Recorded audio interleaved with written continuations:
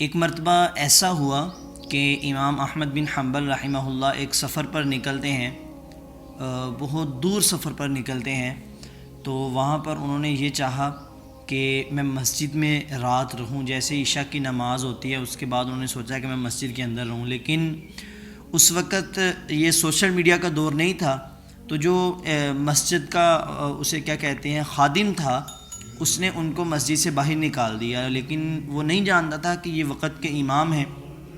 تو یہ ایسے ہی مسجد کی سیڑھیوں پر بیٹھے ہوئے ہیں اور سوچ رہے ہیں، اتنے میں ایک بندہ آتا ہے، ٹھیک ہے، وہ ان کو ادھر سے لے جاتا ہے۔ اس کے پاس جب یہ گئے، وہ ہے بریڈ بنانے والا بندہ، روٹی بنانے والا بندہ، اور وہ ایسے ہی روٹی بھی بنا رہا ہے اور بریڈ بھی بنا رہا ہے، اللہ سے معافی مانگ رہا ہے، کثرت سے استغفار کر رہا ہے، ٹھیک ہے۔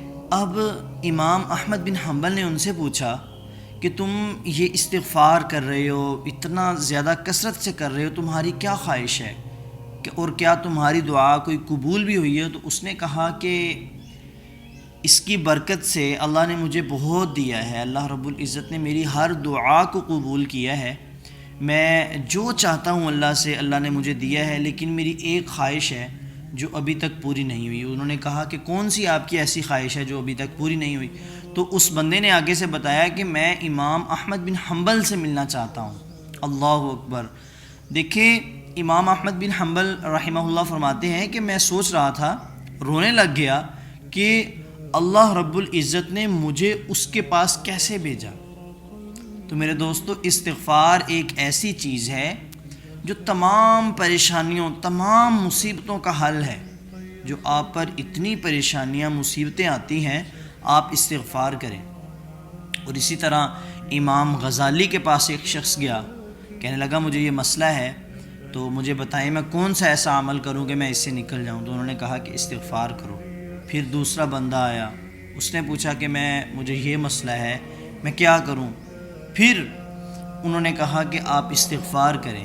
اسی طرح کچھ اپنا ہفتوں کے بعد وہی بندہ دوبارہ پھر آیا کوئی اور مسئلہ لے کے کہ جی مجھے یہ مسئلہ ہے، اس کا حل بتائیں۔ تو امام صاحب نے کہا کہ آپ استغفار کریں۔ تو میرے دوستو، استغفار ایک بہت بڑی چیز ہے، یہ انسان کی زندگی کو چینج کر کے رکھ دیتی ہے۔ اگر کسی بندے کی دعا قبول نہیں ہو رہی، استغفار کریں، اللہ سے پہلے معافی مانگیں، پھر اللہ سے دعائیں کریں۔ اور پھر سورہ نور میں نہیں اللہ تعالیٰ فرماتا کہ تم استغفار کرو ہم تمہیں مال دیں گے، تم استغفار کرو ہم بارشیں برسائیں گے، تم استغفار کرو ہم نہریں بہا دیں گے۔ تو یہ استغفار کے انسان کی زندگی میں بہت زیادہ بینیفٹس ہیں۔ میرے دوستو، آج ہم پر جو پریشانیاں آ رہی ہیں، آج یہ جو ہمیں اتنا ڈپریشن کا سامنا کرنا پڑ رہا ہے، ہمارے گھریلو مسائل اتنے ہیں، یہ کیا ہے؟ یہ ہمارے گناہوں کی سزا ہے۔ ایک مسلمان کے لیے یہ دنیا جنت نہیں ہے، یہ کافر کے لیے جنت ہے، ہمارے لیے تو جنت آگے ہے۔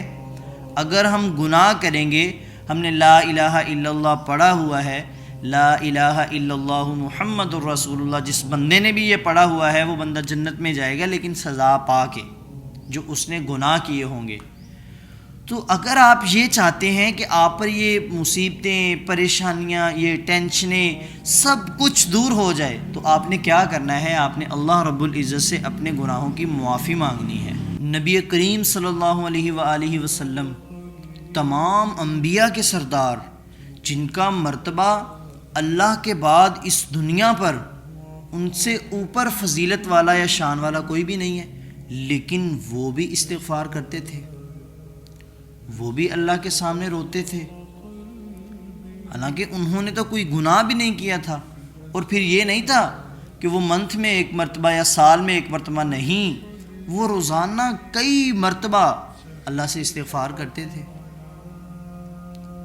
لیکن ہم ہیں، ہم سالوں سال گزر جاتے ہیں، ہفتوں کے ہفتے گزر جاتے ہیں، ٹھیک ہے، اسی طرح مہینے گزر جاتے ہیں، ہم تو اللہ سے کہتے نہیں کہ اللہ ہمیں معاف کر دے۔ اللہ کے بندو، چھوٹا سا گناہ ہو جائے، چھوٹا سا گناہ ہو جائے، اللہ رب العزت سے اس کی معافی مانگو۔ گناہ ہو جانا بڑی بات نہیں ہے، لیکن اس پر ڈٹے رہنا یہ انسان کو تباہ کر دیتا ہے۔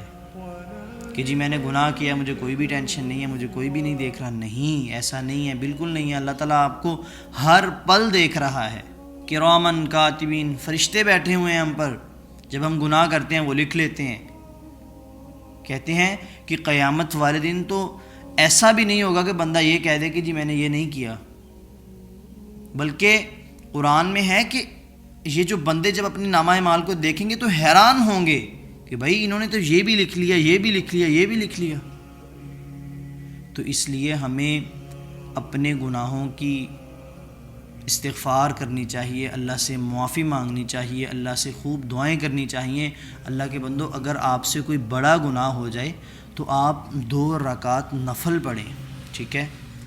اور جب وضو کرنا ہے اس طرح کریں کہ آپ جب ہاتھ دھو رہے ہیں تو آپ کو مطلب ایسے ہو کہ بھائی میں ایسے ہاتھ دھو رہا ہوں تو میرے گناہ جھڑ رہے ہیں. اسی طرح جو آنکھوں کے یہ جو پلکوں کے نیچے اس طرح اچھے طریقے سے ان کو دھوئیں کہ جی میرے گناہ جھڑ رہے ہیں. ہم نے اپنے گناہوں کو صاف کرنا ہے. اس طرح وضو کر کے خشوع خضوع کے ساتھ پھر 2 رکعت نماز ادا کریں اور پھر اللہ سے مانگیں کہ اللہ مجھ سے گناہ ہو گیا، مجھے معاف کر دے. اور پھر یہ نہیں کہ آپ ایسے اللہ سے معافی مانگ رہے ہیں اور آگے پلان کر رہے ہیں کہ میں نے وہ والا گناہ کر کے پھر کیسے معافی مانگنی ہے. نہیں، اللہ کے بندو ایسا نہیں ہے. پکی توبہ کرنی ہے کہ اللہ مجھے معاف کر دے، آج کے بعد مجھ سے یہ گناہ نہیں ہوگا. اللہ تعالی ہم سب کو عمل کرنے کی توفیق عطا فرمائے. دیکھیں اپنی روٹین بنائیں، صبح کی نماز کے بعد 100 مرتبہ اور شام کو مغرب کی نماز سے پہلے یا بعد میں 100 مرتبہ. 3 کلمات آپ کو بتانے لگا ہوں، آپ نے یہ ضرور پڑھا کرنے ہیں. ان میں سے یا ایک پڑھ لیں. اگر آپ کے پاس ٹائم نہیں ہے تو کم از کم یہ استغفر اللہ استغفر اللہ استغفر اللہ یہ پڑھ لیا کریں. اگر آپ پڑھ سکتے ہیں استغفر اللہ ربی من کل ذنب واتوب الیک یہ پڑھ لیا کریں. استغفر اللہ الذی لا الہ الا هو الحی القیوم واتوب الیہ تو یہ پڑھ لیا کریں. امید ہے آپ کو میری بات کی ضرور سمجھ آئی ہوگی. جزاک اللہ خیر. مجھے بھی اپنی خاص دعاؤں میں یاد رکھیے گا. السلام علیکم.